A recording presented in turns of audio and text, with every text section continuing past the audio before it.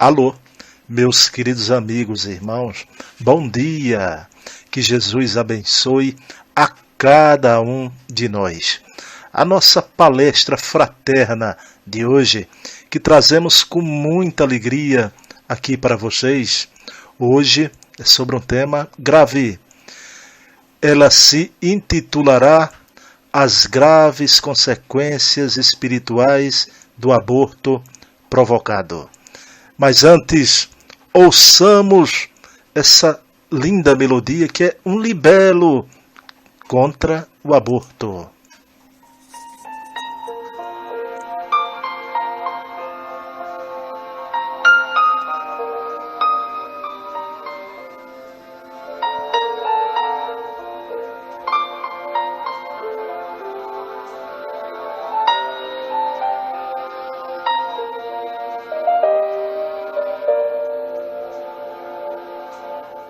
Tentaram impedir que eu viesse nascer.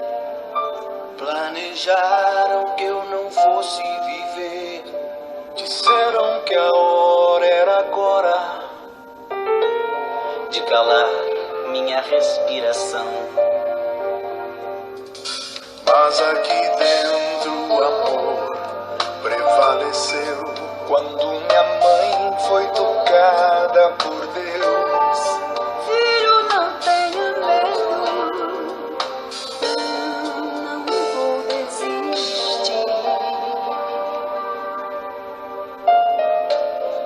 Os meses passavam, eu mandava sinais, ouvindo a voz de minha mãe.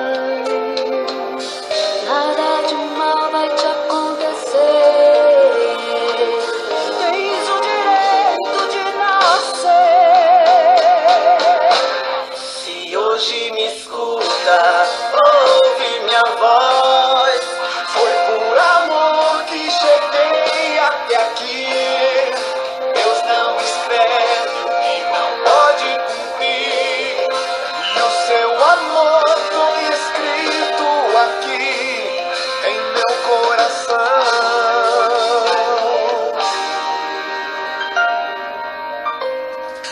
Mas aqui dentro o amor prevaleceu. Quando minha mãe foi tocada por Deus. Filho, não tenha medo, Não vou desistir.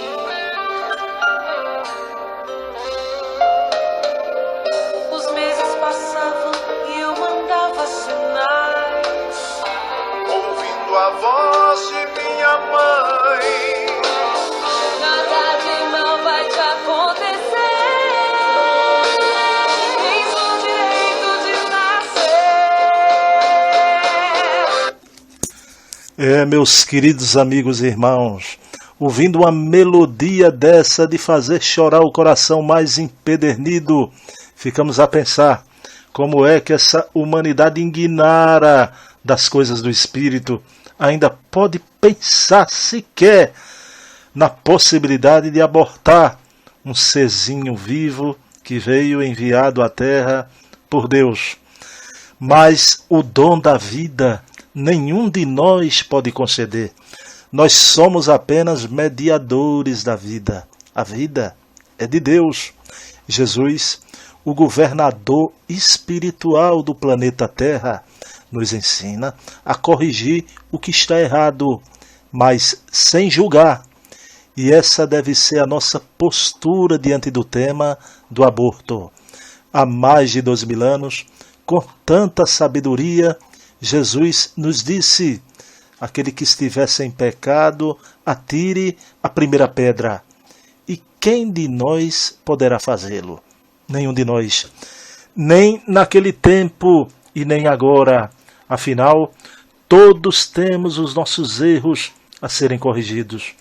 Mas a visão espírita tem o objetivo de esclarecer, trazer as soluções que o Divino Mestre Jesus nos oferece para que aprendamos a preservar a vida e ainda para corrigir eventuais falhas, independentemente de quando tenhamos cometido esses deslizes, seja nesta ou em outras existências corporais. O que difere o aborto espontâneo do aborto provocado? Ao tratarmos deste assunto tão sério, a primeira questão a ser considerada é que o aborto espontâneo é de natureza diferente da do aborto provocado. Afinal, a primeira situação ocorre sem que a família tenha desejado, significando um processo natural na vida daquele espírito que está para reencarnar e também na vida da família. Isto ocorre porque, consoante as leis divinas, aquele espírito tem um período muito breve para cumprir aqui na Terra. Esta era a sua tarefa espiritual. Esse processo de separação que é tão rápido é muito doloroso para quem tem de enfrentar essa aparente distância entre os que permanecem no mundo material e os que retornam ao mundo espiritual. Mas não se trata, espiritualmente, de uma perda. Os pais que se dispõem a esse gesto tão generoso de ter um filho por tão pouco tempo sob sua responsabilidade no mundo material, assumiram no mundo espiritual esse compromisso de recebê-lo em sua guarda por período tão curto. Ao tomarem essa decisão, ainda lá na pátria da verdade, conheciam o drama que enfrentariam, mas acima de tudo, desejavam contribuir com a trajetória daquele ser que lhes fora confiado como filho, demonstrando assim um ato de grande coragem e amor. Por isso, diante da lei divina, essa separação não representará um ponto final no vínculo espiritual que uniu essa família. Pelo contrário, esses laços permanecerão vivos, eles continuarão sendo filhos e pais, prova de que o amparo celeste não abandona ninguém. Agora, já o aborto provocado é de índole distinta, infelizmente. É um gesto de tamanha violência. Trata-se da eliminação da vida biológica de um ser espiritual que tinha sido autorizado por Deus e por seus pais para reencarnar. Toda relação sexual que resulta em fecundação do óvulo pelo espermatozoide é um sinal da aceitação do compromisso dos pais com aquele espírito que deseja nascer na Terra. Ainda que seus pais não tenham um relacionamento estável ou digam que não desejavam ter um filho naquele momento, o fato de conscientemente se disporem a um gesto que possa resultar em gravidez é considerado sim como a concessão deles por intermédio de seu livre-arbítrio para que aquele espírito possa reencarnar sob sua responsabilidade. Então, meus queridos irmãos, o Espiritismo precisa, nessa cruzada de esclarecimento, proclamar que a família começa no mundo espiritual. E ele proclama em alto e bom som: a família sagrada existe de nós,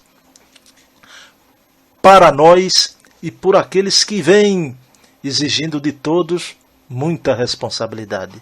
Vale lembrar que muitas das reencarnações são planejadas com muito tempo de antecedência, representando oportunidade de contribuir para a melhora de si próprio e do mundo, e também como chance de resgate de débitos do passado, faltas que tenhamos nessa existência ou em anteriores, por intermédio da lei universal da reencarnação. É ocasião divina que permite estarmos unidos com aqueles a quem amamos e que foram designados por Deus para que pudéssemos vencer em nossa jornada de evolução espiritual. Por isso mesmo, interromper esse planejamento é gerar para nós mesmos terríveis sofrimentos. As consequências do aborto impensado nem sempre são narradas. Então, meus queridos irmãos, lamentavelmente, até por falta de informações, a mulher nada sabe sobre o blackout do aborto. Há quem proclame como aceitável esse blackout nos trilhões de células do organismo da gestante, como bem ilustra a grande especialista Lília Pinheiro, essa doutora em biologia molecular, além de não darem relevância aos problemas físicos, psíquicos e espirituais que podem ser irreversíveis na estrutura orgânica feminina, ficam alheios ao silencioso grito de dor da vida que principia. Portanto, observamos que do ponto de vista biológico, o aborto é muito sério, meus irmãos, e doloroso. O corpo da mulher, que estava preparado para receber a criança pelos 9 meses seguintes, sofre de repente um blackout, uma interrupção antinatural que representa imenso ato de violência. A brutalidade não é só com a criança, que estava sendo gestada e que perdeu o direito à sua vida. A violência é profunda também contra a mulher, que sofre danos psíquicos, físicos e espirituais muito graves, consequentes dessa decisão. No que se refere à sua saúde física, quando esta provoca um aborto, são aumentadas as propensões para o desenvolvimento do câncer de mama, depressão, ainda grande incidência de tentativa de suicídio, enfim, complicações que, muitas vezes, não são narradas e impedem que decisões acertadas sejam tomadas. Por isso, Jesus precisa ser a divina inspiração para as nossas vidas. Buscamos no estudo do Evangelho do grande educador celeste, em espírito, em verdade, à luz da sua afirmativa, amai-vos como eu vos amei. Somente assim podereis ser reconhecidos como meus discípulos, o conhecimento espiritual necessário para agir com equilíbrio diante das circunstâncias da vida. Em especial nesses debates que acontecem por aí sobre o aborto, recorremos à parábola do servo vigilante, em Lucas capítulo 12, 35 a 48, em que o Divino Mestre nos esclarece sobre as responsabilidades que unem a família e a criança em gestação. Ele nos fala de uma profunda felicidade para todo aquele que cumpre com correção, dedicação, verdade as suas responsabilidades espirituais. Se não, vejamos, bem-aventurados aqueles servos a quem o Senhor, quando vier, os encontre vigilantes. Em verdade vos afirmo que ele há de cingir-se, dar-lhe lugar à mesa e, aproximando-se, os servirá. Meus irmãos, Jesus afirma que ele mesmo servirá as pessoas que cumprirem com suas responsabilidades espirituais. Nesse caso, ao falar da família, a responsabilidade é de cuidar do filhinho, de amparar o espírito que não pode se defender, que depende naquele momento da generosidade, do compromisso, do amor de seus pais para nascer e viver. Essas responsabilidades foram assumidas com o próprio Criador. Portanto, não se uma discussão somente para ser analisada do ponto de vista material, que também é importante, mas deve ser composta principalmente de uma análise que anteceda a essa dimensão da existência, pois trata-se de um tema que pertence ao domínio do Espírito. O dom da vida nenhum de nós pode conceder. Nós somos apenas seus mediadores. A vida é de Deus. Ainda nessa passagem, o pedagogo divino exalta aqueles que não fogem às lutas e cumprem com a sua parte, a sua responsabilidade no mundo com coragem. No versículo 42, ele nos convida a refletir: quem é, pois, o mordomo fiel e prudente, a quem o Senhor confiará os seus conservos para dar-lhes o sustento a seu tempo? Então, a figura aqui de um mordomo representa aquele que se dispõe a servir, que é prudente, ou seja, que é sábio, aquele que observa as consequências de seus atos. Representa aqui aqueles que se levantam e cuidam dos seus irmãos com honestidade, coragem e perseverança. Porque antes de filhos e pais, somos todos irmãos. Somos filhos de Deus. Por isso, ao observarmos os versículos 45 e 46, encontramos esta advertência. Mas se aquele servo disser consigo mesmo, meu senhor tarda em vir, e passar a espancar os criados e as criadas, a comer, a beber e a embriagar-se, virá o senhor daquele servo, em dia que não espera, em hora que não sabe, irá castigá-lo, lançando-lhe a sorte com os infiéis.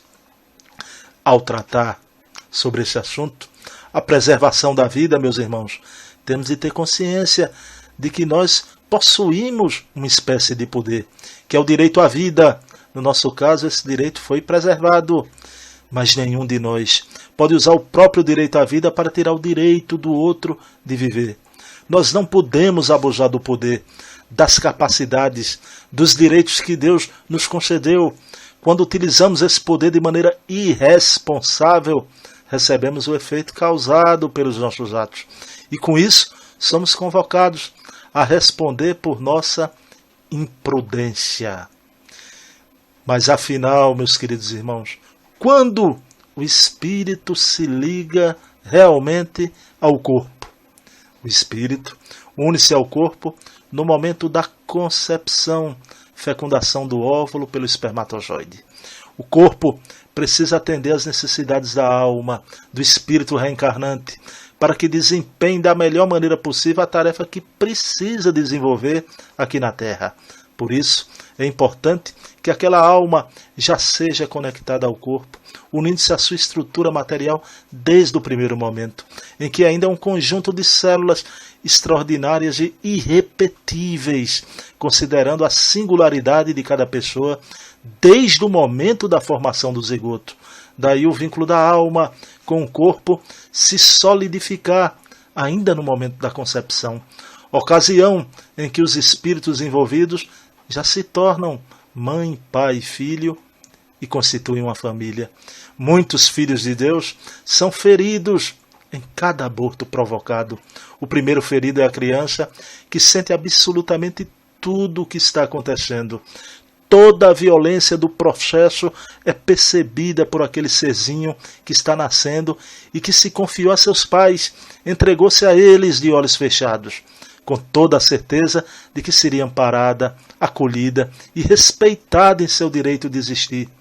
Mas a mãe e o pai também estão sendo feridos e muitas vezes não sabem disso. Do ponto de vista espiritual, quando uma criança é abortada, ela não deixa de existir como espírito. Ela continua a sua trajetória no mundo da verdade. Na maior parte das vezes, infelizmente, não compreende o que lhe ocorreu, não entendendo os motivos da violência sofrida. E como a Terra ainda é um planeta de expiação e prova, ela volta-se contra os seus genitores e os persegue, infelizmente. Então, aquele grupo de espíritos, os pais encarnados e o filho desencarnado, está em dívida. E o remorso da mãe e do pai, seja ele reconhecido ou não publicamente, somado ao rancor e à mágoa justificada daquele que foi abortado, inúmeras vezes vai formar um quadro de obsessão, de perseguição espiritual, infelicidades tão grandes que apenas séculos e séculos de recomeços poderão reparar. Além disso, considerando que o espírito faz parte da agenda espiritual de seus pais, acontece um grande vazio no compromisso dessas pessoas, na vida, no coração desses envolvidos. Trata-se de tristeza muito profunda que se instala na alma. Daí a importância de ensinarmos às nossas famílias que sexualidade é coisa séria, é natural, divina, maravilhosa, mas é uma responsabilidade muito séria. Uma fecundação não é só um efeito biológico, material, é um evento do espírito. Desrespeitar esse processo é causar profundos sofrimentos a si e aos outros. Porque todos nós, meus queridos irmãos, temos direitos e deveres espirituais. Os sofrimentos que nascem da prática de um aborto provocado não são vingança de Deus. Tratam-se de resultados diretos de uma atitude de violação da lei divina, ao serem desrespeitados os direitos de alguém à vida e à cidadania. Com isso, matematicamente, estamos projetando para nós mesmos trágicas consequências. Essa constatação fica ainda mais evidente numa visão de defesa legal do feto, porque a personalidade civil da pessoa começa do nascimento com vida, mas a lei põe a salvo desde a concepção os direitos do nascituro. Aliás, uma das grandes bandeiras da espiritualidade responsável é lutar pelo direito constitucional do feto, garantindo-lhe a prerrogativa legal de nascer e viver. Dessa compreensão, vemos também que o nascituro é, portanto, outro indivíduo. Sua vida não é a vida de sua mãe, não é a vida de seu pai. Nenhum nascituro é o útero, nenhum feto ou bebê em gestação é uma extensão do corpo de sua mãe. Ele sobrevive, é verdade, graças à generosidade dela, da nutrição concedida por seu corpo, do amor da alma que o acolhe em seu ventre. Mas a criança em gestação é uma pessoa distinta de sua mãe. Sua identidade precede ao útero materno, já existia no mundo espiritual. Mas, infelizmente, quando acontece o aborto, o que fazer para reparar esse gravame? Para entender qual deve ser a nossa postura diante de uma atitude equivocada, recorramos ao Evangelho de Jesus, ainda na parábola do servo invigilante. Os versículos 47 e 48 nos esclarecem sobre as consequências de um erro, considerando dois diferentes estados de consciência. Isto é, quando a atitude é tomada e a pessoa está ciente do erro que está cometendo, e quando não há consciência plena da transgressão de uma lei divina. Jesus nos adverte que quanto mais soubermos sobre determinado assunto, com maior responsabilidade seremos cobrados pela postura diante dele. Provocar sempre levará a trágicas consequências espirituais, pois a lei divina que rege o universo preserva sempre a vida em todas as circunstâncias. Entretanto, a pessoa que agiu dessa maneira sem conhecer a extensão do sofrimento que causava a si e a seu filho, cobrará a si mesma de maneira muito diferente da pessoa que tinha conhecimento sobre os efeitos do seu ato e o cometeu mesmo assim. Se a violência já foi cometida, o que fazer? A primeira providência é orar, meus irmãos. Pedir a Deus por esse filho, por essa filha que se encontra no mundo espiritual. Abrir o coração diante ao médico celeste, suplicar perdão do filho que está no mundo da verdade, rogando a Deus por uma nova oportunidade de reencontro. Pedir ao Pai Celeste que essa criança receba uma nova oportunidade de nascer, pelo mecanismo da lei universal da reencarnação. Rogar a Deus por essa oportunidade, falar honestamente do nosso sentimento, criará condições para a transformação dessa circunstância de dor em chance de recomeço. E além desse gesto sublime, é preciso agir em favor das crianças já nascidas aqui na Terra, ampará-las com o cuidado merecido por esse filho ou filha que está no mundo espiritual, que recebe a força desse ato de amor onde quer que se encontra. Essas são as oportunidades misericordiosas que Jesus oferece constantemente ao coração humano. Afinal, Ele quem disse que veio para nós, que temos erro, veio convocar os pecadores, ou seja, os que erram, ao arrependimento. O educador celeste não vem nos julgar, vem nos oportunizar meios de repararmos o erro. Que saibamos, portanto, acolher esse convite à redenção, chance de ajudar aqueles que estão à nossa volta e precisam dessa chance também. O Cristo trabalha sempre para que o perdão e o amor prevaleçam por toda parte, para que saibamos honrar esse divino sinal da generosidade de Deus, que é a vida.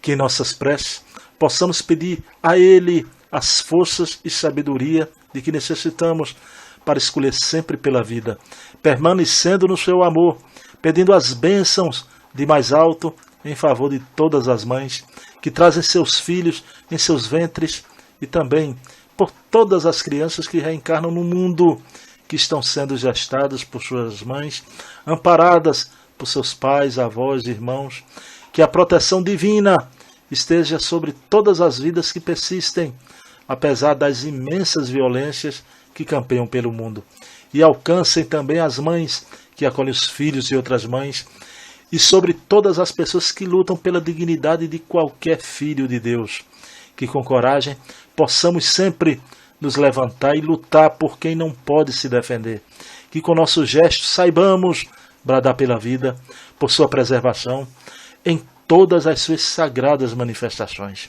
Rogamos a Deus por todos os seus filhos, que são, antes de tudo, nossos irmãos.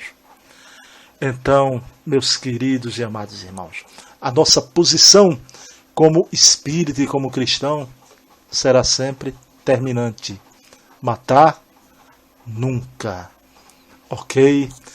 Bem, meus amados irmãos, este aqui foi um verdadeiro libelo, mais do que uma palestra, contra este ato nefando que é o aborto, mas cheio de misericórdia e compreensão espiritual, como a doutrina espírita coloca, sempre oferecendo a oportunidade do recomeço, do refazimento de toda a trajetória errada. Então, meus irmãos, eu desejo a todos vocês um dia repleto de luz. A ti, alma querida, te envio o meu beijo na alma, deixando aqui um abração fraterno do amigo Bruno Tavares. Então, ouçamos o refrão da melodia com que iniciamos essa nossa palestra. Esta melodia também que cala fundo na oportunidade sagrada que é uma existência na carne. Viva a vida! Jesus é vida, e vida em abundância. Ouçamos a melodia então. Paz e bem, que Jesus amanheça em nossos corações. Um beijo na alma.